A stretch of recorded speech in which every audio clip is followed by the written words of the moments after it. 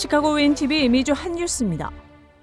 시카고에 본부를 둔 보잉사가 타주로 떠납니다. 항공 제조업계의 자이언트 보잉사가 2001년 시카고 다운타운 웨스트 루프에 자리 잡은 후 21년 만에 떠날 채비를 하고 있다는 소식입니다. 회사 측은 연방정부 오피스가 가까운 버지니아주 알링턴 지역으로 이전할 계획인 것으로 알려졌습니다. 보잉사의 이전 소식은 그동안 일리노이 주정부, 쿡카운티 그리고 시카고시 측으로부터 받아온 6천만 달러에 달하는 세금 혜택과 인센티브가 작년을 기해 소진된 후 나온 것입니다. 36층짜리 77만 300평방피트의 타워를 2억 달러에 매입해 빌딩의 3분의 1 이상을 본부 오피스로 사용해 왔습니다. 15년간 사용해온 노스 리버사이드 플라자에서 보잉사가 철수하게 되면 시카고시 다운타운 내 주요 비즈니스 디스트릭 오피스의 현재 21.2%에 달하는 공실률을 더욱 악화시킬 것으로 전망됩니다. 보잉사의 국방 관련 본부도 펜타곤과의 거리 등을 감안해 세인트루이스에서 워싱턴 DC 근처인 알링턴으로 옮긴 바 있습니다. 윈티비 뉴스 이전봉입니다. 미 식품의약국은 존슨앤존슨사의 제약부문 자회사 얀센이 만든 신종 코로나 바이러스 감염증 백신 접종을 제한하기로 결정했습니다. 이는 혈전 부작용 위험이 있기 때문으로 알려졌습니다. FDA는 5일 얀센 백신 접종자를 알러지 반응으로 다른 백신을 맞기 힘든 경우나 추가 접종이 어려운 성인 등으로만 제한한다고 발표했습니다. 화이자 백신이나 모더나 백신과는 달리 존슨앤존슨의 얀센 백신은 1회만 맞습니다. 화이자나 모더나 등 메신저 리보핵산, 즉 mRNA 백신을 거부하는 성인도 포함됐는데 이 메신저 리보핵산 백신의 경우 드물지만 10에서 20대 남성에게서 심근염 부작용이 가끔 확인된 바 있습니다.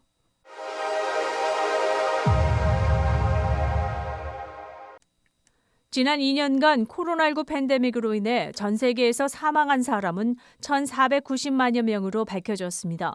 이는 세계보건기구 WHO가 5일 발표한 보고서에 따른 것으로 2020년부터 2021년에 걸쳐 코로나19 팬데믹으로 인한 직접 혹은 간접적 영향으로 사망한 것으로 추산된 숫자입니다. WHO가 공식 집계한 코로나 사망자는 540만여 명입니다. 그러나 초과 사망자로 파악된 실제 사망자는 무려 2.7배나 많은 것으로 나타났습니다. 현재 세계 총 인구수는 약 79억 명이므로 계산상으로는 500명 중 1명은 목숨을 잃은 것입니다. 세계보건기구는 이런 추산치가 코로나19 감염 환자는 물론 코로나19로 인한 의료, 보건 시스템 상위 과부하로 인해 치료를 제때 받지 못해 숨진 다른 질환 환자 등 간접적인 영향으로 사망한 사람들까지 포함한 것이라는 설명을 내놨습니다. 따라서 이 2년간 기간 동안 전 세계에서는 평상시 사망자보다 13%가 많은 사람들이 목숨을 잃은 것이라는 지적입니다. 또 사망자의 68%는 미국을 비롯해 브라질과 인도 등 10개국에서 나왔으며 성별로는 남성이 57%로 여성 43%보다 많았습니다. 이 중 82%는 60세 이상의 고령층인 것으로 밝혀졌습니다.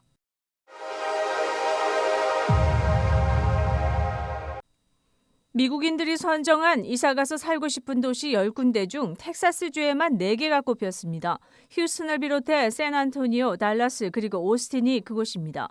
휴스턴은 이삿짐 트럭 회사 펜스키의 설문조사에서 이주하고 싶은 최상위 1위 도시에 랭크됐습니다. 휴스턴의 뒤를 이어 라스베가스, 피닉스가 선정됐습니다. 10위 안에 든 도시는 셀럿, 덴버, 올랜도 그리고 마지막으로 시카고가 들었습니다. 텍사스주의 4개 도시가 10위권에 든 것은 아마 팬데믹으로 살기가 어려워진 서민들에게 소득세가 없다는 점이 긍정적으로 작용한 것으로 보여집니다. 이는 플로리다도 마찬가지여서 올랜도가 포함됐습니다. 인플레이션이 고공행진하고 있는 최근 추사에서 세금을 절약할 수 있는 것은 큰 매력인 것으로 드러났습니다. 대체로 생활비가 저렴하고 상대적으로 따뜻한 지역을 선호하고 있다는 경향을 파악할 수 있지만 시카고가 선정된 것은 의외입니다. 아마도 팬데믹 이후 재택근무를 선호하는 라이프 스타일의 변화에 따라 시카고가 포함됐다는 분석이 설득력을 얻고 있습니다.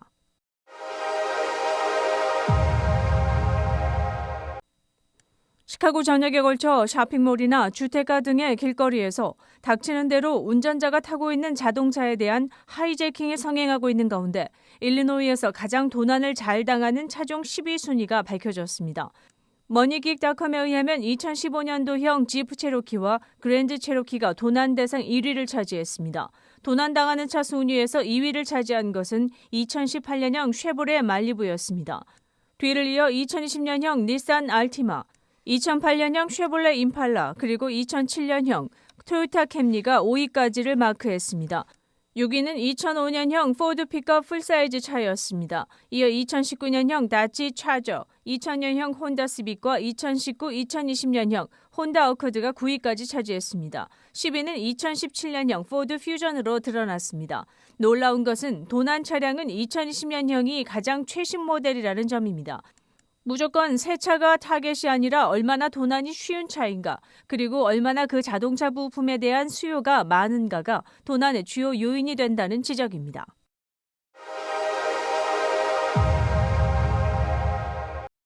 (6월 17일과 18일) 양일간 캔사스시티에서 미주 최초로 제1회 전미주 장애인 체전이 열립니다.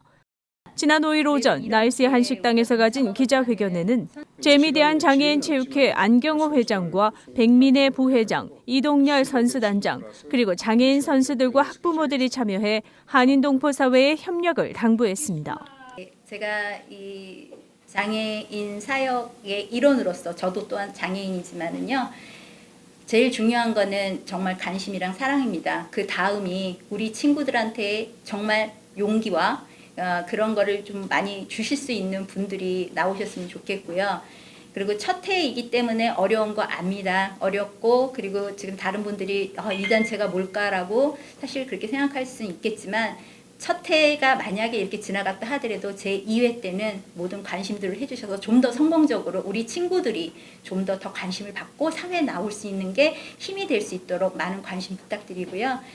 저는 이 시기를 저기를 해서 우리 친구들에게 꼭 힘과 용기가 될 수 있도록 노력하고, 모든 분들도, 기업인들도 모두 좀 부탁드리겠습니다. 네. 그 브로셔에 이미 선수단 규모가 다 나와 있는 걸로 알고 있거든요. 네네. 네. 지금 현재 그러면 업데이트된 내용은 어떻게 돼요? 선수단 전체적인 규모? 원래 수학 천재, 요리사 지망생 마이클, 스페셜 올림픽 수영 은메달리스트 도형이, 음악을 좋아하고 남을 돕기를 좋아하는 장애인들이 이번엔 장애인 체육대회 금메달에 도전합니다. 시카고! 하지만 시카고 체육회장이 공석인 가운데 준비되는 장애인 체육대회는 기금 마련의 벽을 넘어야 합니다. 백민의 시카고 부회장은 장애인을 향한 동포사회의 인식 개선과 함께 사회에 당당히 나설 수 있도록 체육을 통해 길을 열어주길 희망한다고 포부를 밝혔습니다. 캔사스시티 뉴 센트럴 필드 하우스에서 17일과 18일 양일간 9개 정식 종목과 5개 시범 종목의 경기가 펼쳐집니다. 이 밖에도 한국 전통음악회, K-팝 공연 등 다양한 문화 행사도 준비됩니다. 미 전역 16개 주에서 선수 및 보호자, 자원봉사를 포함해 800여 명 이상이 함께할 이번 재미장애인 체전에 시카고 팀은 30여 명 이상이 참여할 예정이라고 밝혔습니다. 이동열 시카고 선수단장은 장애인과 비장애인이 함께 사랑을 나누는 귀한 체전이 될 것이라며 좋은 성적을 거두겠다고 포부를 밝혔습니다.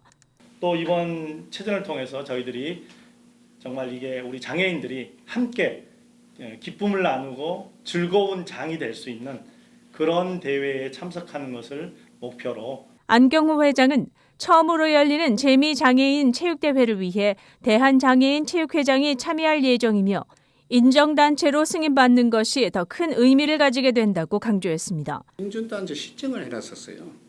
그게 우리가 제일 중요한 거예요. 그것만 되면 앞으로는 장애인 체육회는 대한민국에서 관심을 가지고 지원이 되니까. 30여 명, 1박 2일간의 체육대전에 참여하는 시카고 팀의 예상 소요 경비는 $15,000 이상. 체전 이후 이들이 몰고 올 희망의 가치는 그 수치를 능가할 것입니다. 전미주 장애인 체전의 성공적인 개최를 위해 시카고 한인 동포들의 협력을 당부합니다. 미 소아과 학회 보고서에 의하면 17세 이하 어린이, 청소년 7,520만 명 중 지금까지 코로나19에 걸린 사람이 1,299만 명, 즉 17%에 이르는 것으로 드러났습니다. 항체는 두 가지가 있는데 백신을 맞으면 S, 중화항체가 생깁니다. 그러나 자연 감염된 경우에는 N, 중앙항체가 생기게 됩니다. 미 질병통제예방센터가 17세 이하 8만 6천 명을 상대로 항체를 조사했는데 약 74%가 N, 중화항체가 있었다고 밝혔습니다. 이는 백신 접종이 아니라 자연적으로 감염되어 생긴 항체입니다. 이 항체는 5에서 11세가 77%, 12에서 17세가 74%, 4세 이하는 68%가 가진 것으로 각각 나타났습니다. 청소년 4명 중 적어도 3명은 감염이 됐다고 볼 수 있습니다. 그리고 이 조사를 통해 실제로 감염된 사람이 완전히 감염이 확인된 사람의 4배가 넘는다는 추론을 할 수 있다고 덧붙였습니다. 현재 제2차 부스터샷, 즉 4차 접종까지 이루어지고 있지만 이전의 2차 접종률이 낮아지면서 감염에 취약했고 증세가 가볍다 보니 확실한 검사를 하지 않아 숨은 감염자들이 의외로 많다는 지적입니다.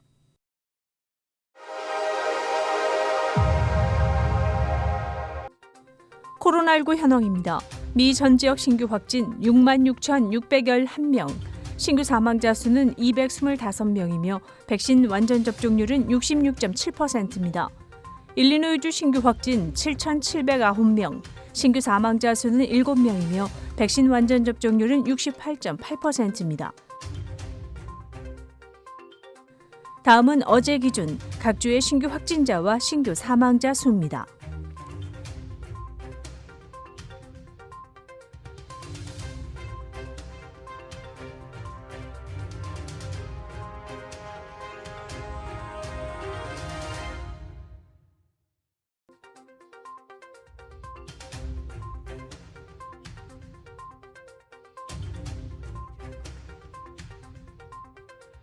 코로나19 관련 자세한 내용은 시카고 토탈닷컴을 통해 다시 볼 수 있습니다. 윈TV 채널 24.5와 MCTV 채널 24.6 방송은 안테나를 이용한 공중파 방송을 통해 시청할 수 있습니다. 코로나19 비상시국 뉴스24에서는 여러분의 제보를 기다립니다. 제보 전화 847-290-8282번입니다.